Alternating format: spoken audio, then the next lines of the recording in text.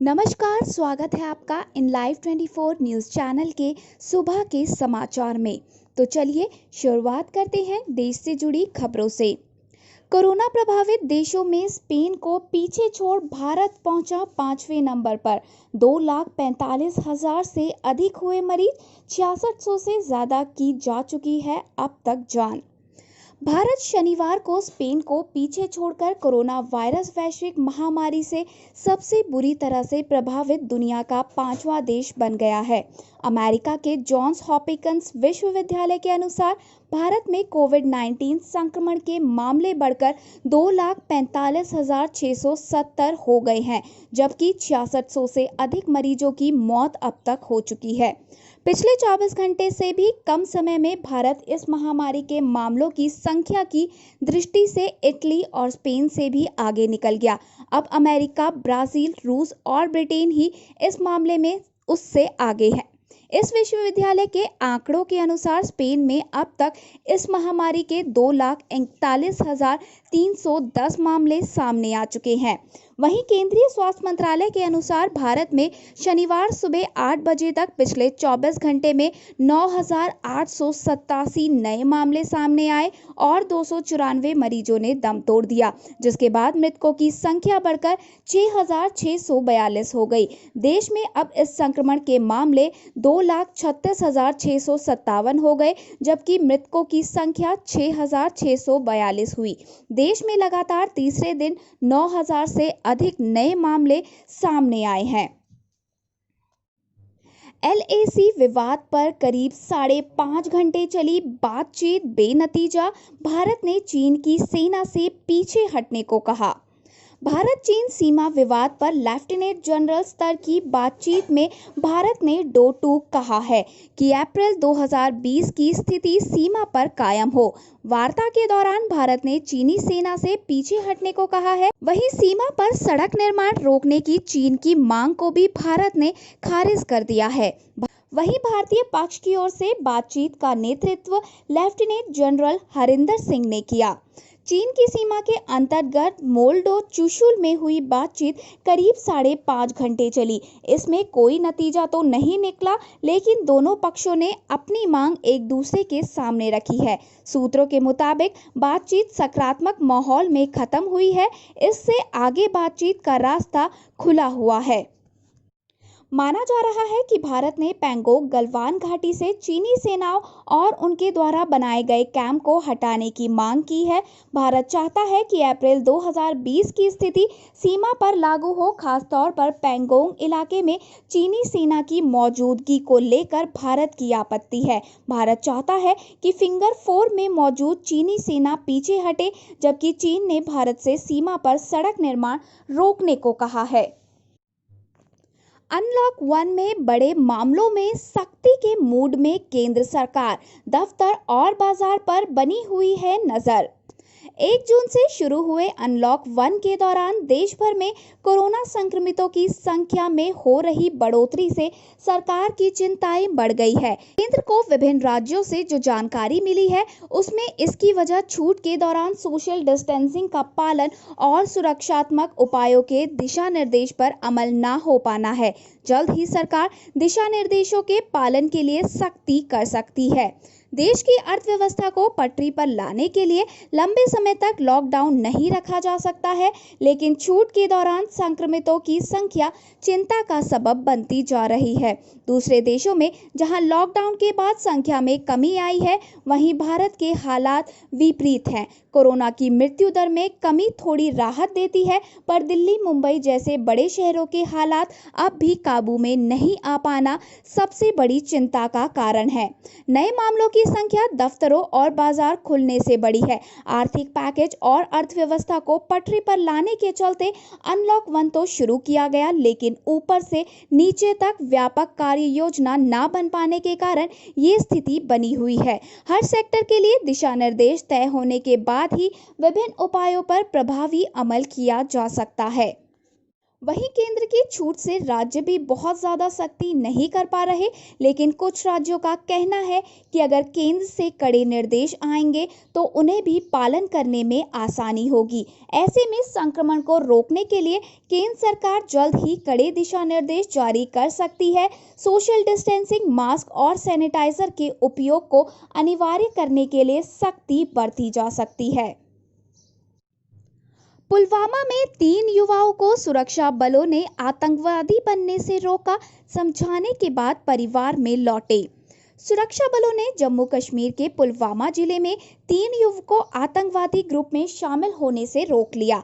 वहीं 2 आतंकवादियों को युवाओं को बहलाने फुसलाने के आरोप में गिरफ्तार किया गया है। पुलिस ने शनिवार को ये जानकारी दी।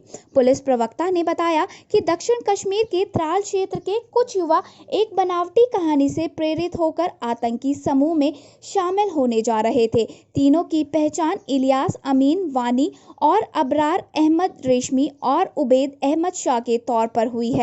तीनों को पकड़कर पुलिस स्टेशन लाया गया, जहां उनके परिवार के सदस्यों की उपस्थिति में उन्हें समझाया गया। बाद में परिवार के साथ जाने दिया। जांच के दौरान पता चला कि तीनों युवा आतंकी संगठन लश्कर-ए-तैयबा और हिजबुल मुजाहिदीन से जुड़े 2 आतंकवादियों के संपर्क में आए थे। दोनों आतंकियों को गिरफ्तार कर लिया गया है। उनकी पहचान रिजवान अहमद वानी और रईस अहमद चोपन के रूप में की गई थी। ये दोनों युवाओं को आतंकी संगठनों में शामिल होने के लिए उनका ब्रेन वॉश तैयार करते थे। मामला दर्ज कर जांच शुरू कर दी गई है। पुडुचेरी में कोरोना से मरे एक युवक के शव के साथ करी गई बदसलूकी, स्ट्रेचर से सीधे कब्र में फेंका वीडियो हुई वायरल। पुडुचेरी में शनिवार को कोरोना से मरे एक 43 वर्षीय युवक के शव के साथ बदसलूकी का एक वीडियो सोशल मीडिया में वायरल होने से आला अफसरों के बीच हड़कंप मच गया। वीडियो में कथित तौर पर दिखाया गया है कि सरकारी कर्मचारी शव को स्ट्रेचर से सीधे कब्र में फेंक रहे हैं। पुडुचेरी स्वास्थ्य विभाग के निदेशक ने इस वीडियो और शव से दुर्व्यवहार संबंधी खबरों पर कहा कि मामले के जांच के निर्देश दिए गए हैं। निदेशक ने कहा कि राजस्व विभाग के अधिकारी शव को दफनाने में जुटे थे, लेकिन इस दौरान एक कर्मचारी के हाथ से छूटकर शव सीधे गड्ढे में चला गया। स्वास्थ्य विभाग के प्रवक्ता ने कहा कि शव को विशेष एम्बुलेंस से कब्रिस्तान ले जाया गया, जहां सुरक्षात्मक पोशाकधारी कर्मचारियों ने शव को पूरे सम्मान के साथ दफनाया। मौत के बाद संक्रमण का पता चला। स्वास्थ्य विभाग के मुताबिक युवक कुछ दिनों पहले चेन्नई से यहां अपने ससुराल आया था, जिसकी शनिवार को दिल का दौरा पड़ने से मृत्यु हो गई।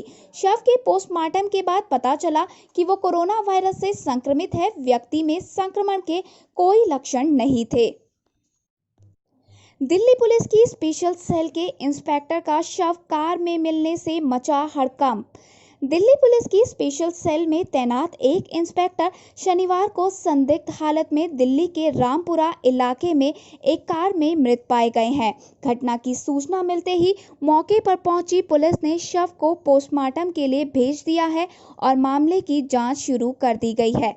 जानकारी के अनुसार दिल्ली पुलिस की स्पेशल सेल में तैनात इंस्पेक्टर विशाल शनिवार को केशवपुरम इलाके में उनकी कार में रहस्यमय परिस्थितियों में मृत पाए गए। दिल्ली पुलिस के स्पेशल सेल में तैनात 45 वर्षीय इंस्पेक्टर विशाल खानवलकर 1998 बैच के अधिकारी थे। इंस्पेक्टर का शव कार में ड्राइवर सीट पर बरामद हुआ है। अभी मौत के कारणों का पता नहीं चल सका है। शव को कब्जे में लेकर पोस्टमार्टम के लिए मॉर्चरी में भेज दिया गया है। फिलहाल केशवपुरम थाना पुलिस और क्राइम इन्वेस्टिगेशन टीम मामले की जांच में जुटी हुई है। देश के सभी छात्रों के लिए तैयार करी गई डिजिटल लाइब्रेरी। देश के सभी छात्रों के लिए एक डिजिटल लाइब्रेरी तैयार की गई है। इस लाइब्रेरी की खासियत ये है कि इसमें प्राथमिक शिक्षा से लेकर कानून, मेडिकल और इंजीनियरिंग जैसे विषय भी शामिल किए गए हैं। मानव संसाधन विकास मंत्रालय द्वारा तैयार की गई नेशनल डिजिटल लाइब्रेरी में 4.5 करोड़ से अधिक पाठ्य संसाधन उपलब्ध कराए गए हैं।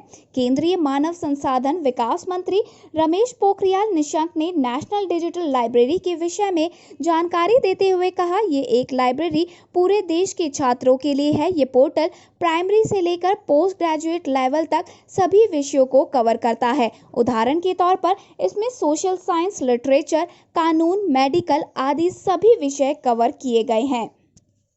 वहीं इस डिजिटल लाइब्रेरी की एक बड़ी खासियत इसकी पाठ्य सामग्री की विविधता है। एक राज्य के छात्र अपनी बोली भाषा में यहाँ पुस्तकों का अध्ययन कर सकते हैं। पीएचडी और एमफिल व अन्य उच्च शिक्षण संस्थानों के छात्र लॉकडाउन के सबसे अधिक प्रभावित हुए हैं। हालांकि अब ऐसे छात्रों को हजारों जर्नल और लाखों पुस्तकें ऑनलाइन उपलब्ध हो सकेंगी। दिल्ली हिंसा, पुलिस ने 410 लोगों के खिलाफ आरोप पत्र दाखिल किए। दिल्ली पुलिस ने बीते फरवरी में उत्तर पूर्वी दिल्ली में हुई सांप्रदायिक हिंसा से संबंधित 78 मामलों में 410 लोगों के खिलाफ आरोप पत्र दाखिल किया है। उत्तर पूर्वी दिल्ली में 24 फरवरी को फैले सांप्रदायिक दंगे में 53 लोगों की मौत हुई, जबकि करीब 200 लोग घायल हुए थे। दंगों के बाद खुफिया विभाग के 26 साल के कर्मचारी अंकित शर्मा का शव उसके घर के पास चांदबाग इलाके के एक नाले में मिला था। पुलिस ने अंकित शर्मा की हत्या के मामले में आम आदमी पार्टी के नेता ताहिर हुसैन को गिरफ्तार किया था। आरोप पत्र में पुलिस ने कहा है कि दंगों के पीछे एक गहरी साजिश थी और ताहिर हुसैन के नेतृत्व में भीड़ ने शर्मा को मारा था। इस हिंसा में दिल्ली पुलिस के हेड कांस्टेबल रतन लाल भी झड़प के दौरान मारे गए। वो सहायक पुलिस आयुक्त के गोकुलपुरी कार्यालय से जुड़े हुए थे। साथ ही आपको बता दें कि इस हत्याकांड की जांच कर रही क्राइम ब्रांच को जांच के दौरान पता चला था कि दंगाइयों ने अंकित शर्मा को ताहिर हुसैन के घर के पास से ही अगवा किया था। उसे खींचकर हुसैन के घर के अंदर ले गए थे, जिसके बाद पुलिस ने इस हत्याकांड के आरोप में ताहिर हुसैन को गिरफ्तार किया था। इस मामले में गिरफ्तार एक दूसरे आरोपी सलमान ने पुलिस को बताया था कि अंकित की ताहिर के घर में पहले जमकर पिटाई की गई और फिर लोगों ने चाकू से वार किए। पोस्टमार्टम रिपोर्ट में भी अंकित शर्मा के शरीर पर 50 से भी ज्यादा चाकू के घाव की बात सामने आई थी। बिहार में बीजेपी की विधानसभा चुनाव की तैयारियां शुरू। अमित शाह आज वीडियो कॉन्फ्रेंसिंग के जरिए करेंगे जनसंवाद रैली। बीजेपी के पूर्व राष्ट्रीय अध्यक्ष और गृह मंत्री अमित शाह वीडियो कॉन्फ्रेंसिंग के जरिए आज बिहार में जनसंवाद रैली को संबोधित करेंगे। ये रैली शाम 4 बजे वीडियो कॉन्फ्रेंसिंग से होगी। बिहार में आगामी विधानसभा चुनाव के लिए इसे बीजेपी के चुनावी अभियान के आगाज के तौर पर देखा जा रहा है। हालांकि ये ऑनलाइन रैली बीजेपी के 1 महीने चलने वाले अभियान का हिस्सा है, जिसमें मोदी सरकार की उपलब्धियों को रेखांकित किया जा रहा है। केंद्र में नरेंद्र मोदी के नेतृत्व वाली सरकार के दूसरे कार्यालय की पहली वर्षगांठ पर ये आयोजन हो रहा है। संभावना है कि शाह आगामी विधानसभा चुनावों को लेकर ध्यान केंद्रित रखेंगे। वहीं बिहार बीजेपी के नेताओं ने कहा है कि पार्टी ने शाह के भाषण को सुनने के लिए अपने कार्यकर्ताओं और लोगों के जरिए 72,000 से ज्यादा मतदान केंद्रों पर इंतजाम किया है। आज शाम बिहार बीजेपी कार्यालय में मंच सजेगा, जहां प्रदेश अध्यक्ष संजय जायसवाल, सुशील मोदी सहित कई नेता मौजूद रहेंगे। बीजेपी ने शाह की रैली से 1 लाख से अधिक लोगों को जोड़ने की तैयारी कर रखी है। गुजरात में कांग्रेस के 8 विधायकों के इस्तीफे के बाद होटल में रखे गए 65 विधायक। राज्यसभा के चुनावों को देखते हुए गुजरात में कांग्रेस ने अपने 65 विधायकों को 3 अलग-अलग रिजॉर्ट या होटल में रखा है। जब से राज्यसभा चुनावों का ऐलान हुआ है, अब तक कांग्रेस के 8 विधायकों ने इस्तीफा दे दिया है। 2 दिन पहले कांग्रेस के करजन क्षेत्र से विधायक अक्षय पटेल, करपाड़ा से जीतू चौधरी और मोरबी से ब्रजेश मिर्जा ने अपना इस्तीफा दिया है। कांग्रेस के नेता ने इस बात की पुष्टि की है कि पार्टी ने 65 विधायकों को 3 अलग रिजॉर्ट और होटल में रखा है। पार्टी के सूत्रों ने बताया कि 40 विधायकों को राजकोट के नील सिटी होटल में रखा गया है और बाकी विधायकों को राजस्थान के वाइल्ड विंड्स और वडोदरा के एक फार्म हाउस में रखा गया है। नील सिटी होटल के मालिक कांग्रेस नेता इंद्रानिल राजगुरु है, जिन्होंने 2017 में विजय रूपाणी के खिलाफ विधानसभा का चुनाव लड़ा था। कांग्रेस की ओर से ये कदम तब उठाया गया जब ऐसी खबरें थी कि 19 जून से पहले कांग्रेस के 2 और विधायक अपना इस्तीफा दे सकते हैं। वहीं गुजरात में कांग्रेस पार्टी के प्रवक्ता जयराज सिंह परमार ने कहा कि होटल और रिजॉर्ट में रुकने वाले विधायकों पर बाहर जाने की कोई पाबंदी नहीं है, लेकिन ये कदम इसलिए उठाया गया है ताकि बीजेपी पार्टी कांग्रेस के विधायकों को लेकर बल का प्रयोग ना कर पाए। होटल में विधायकों को राज्यसभा चुनाव के बारे में प्रशिक्षण दिया जाएगा और बताया जाएगा कि मतदान कैसे करना है।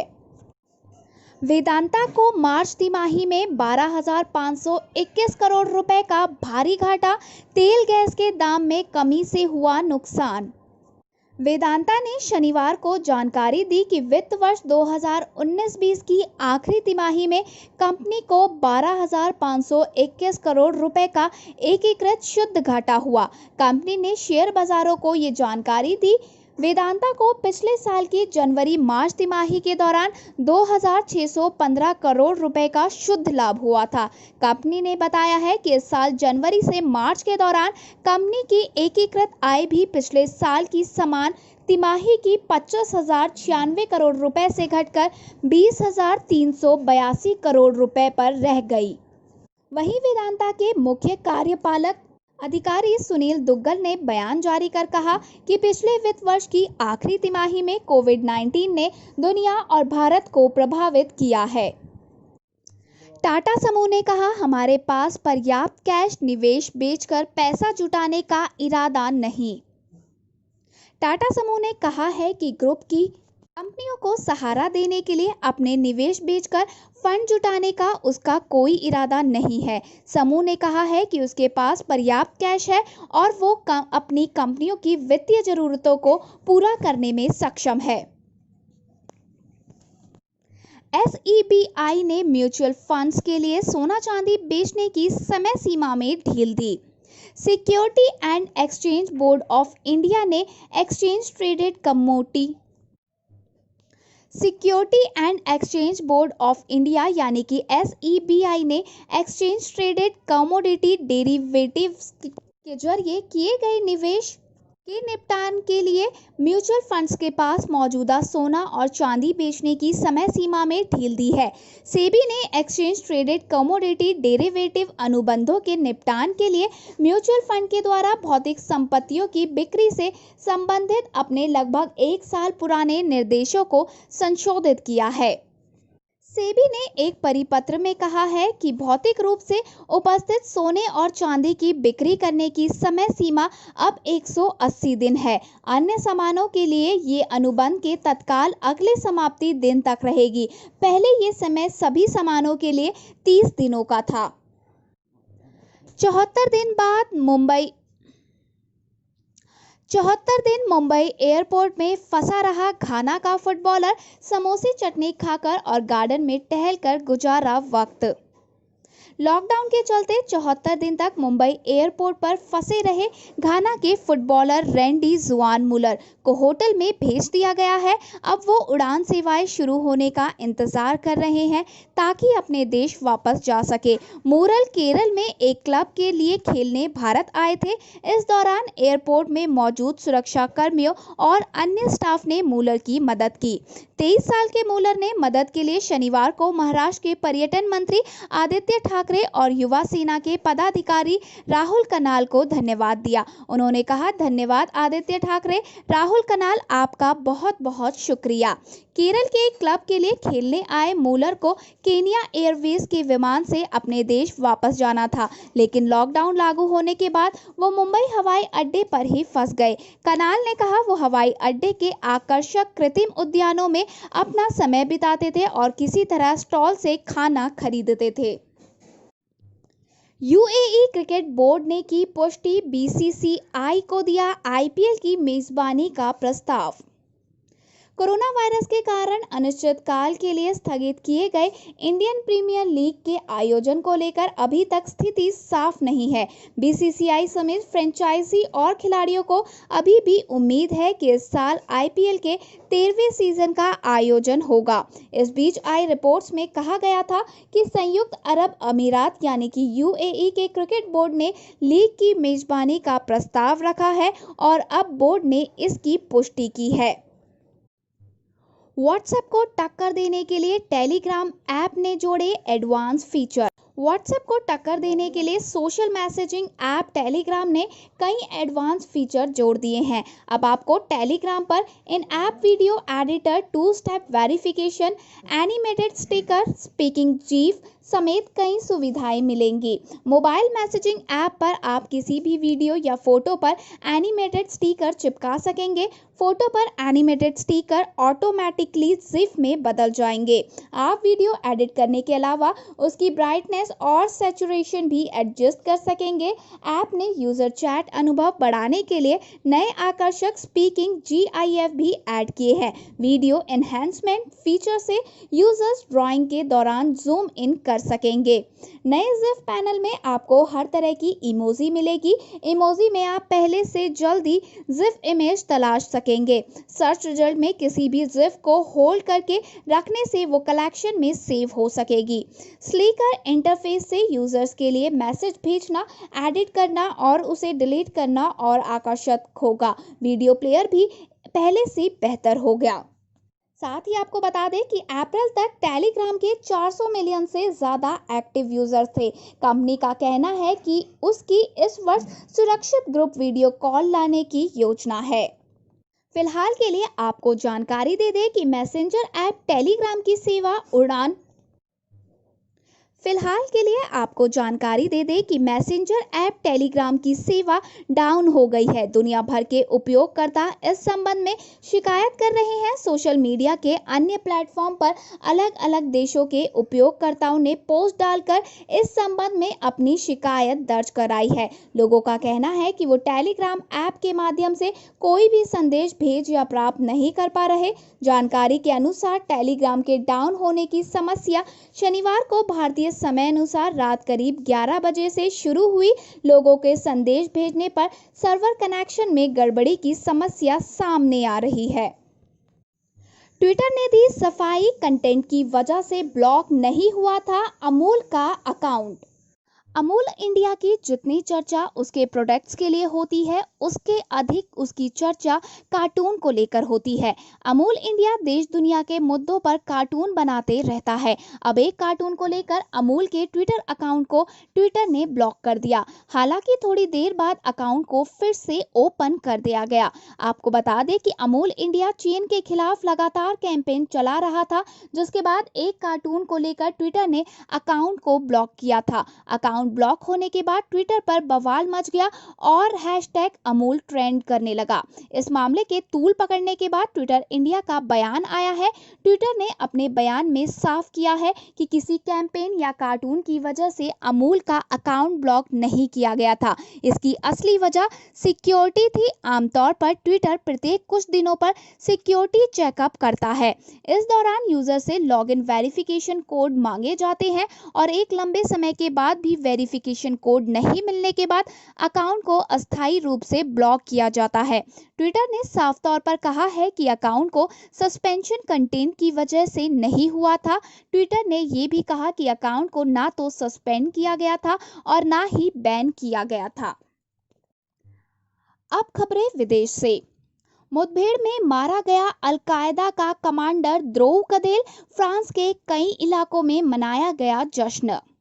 कई देशों को अल-कायदा के उत्तर अफ्रीकी कमांडर अब्देल मलेक द्रोह कदेल की तलाश रही है, लेकिन उसे फ्रांसीसी सुरक्षा बलों ने ढेर कर दिया। फ्रांस के हिस्से में ये एक बड़ी सफलता दर्ज हुई है, जिसकी पुष्टि खुद देश के रक्षा मंत्री ने करी है। द्रोह कदेल पूरे साहिल क्षेत्र में जिहादियों की अगुवाई कर रहा था, जो लंबे समय से G5 देश की सेनाओं के निशाने पर था। अब्देल मलिक द्रोह कदेल की मौत को अफ्रीका के पश्चिम से पूर्व तक फैले साहिल क्षेत्र में जिहादियों के साथ संघर्ष में बड़ी कामयाबी के तौर पर देखा जा रहा है। ये इलाका सहारा रेगिस्तान को दक्षिण के घास के मैदानों से अलग करता है और यहीं पर अल-कायदा अपना आतंक फैला रहा था।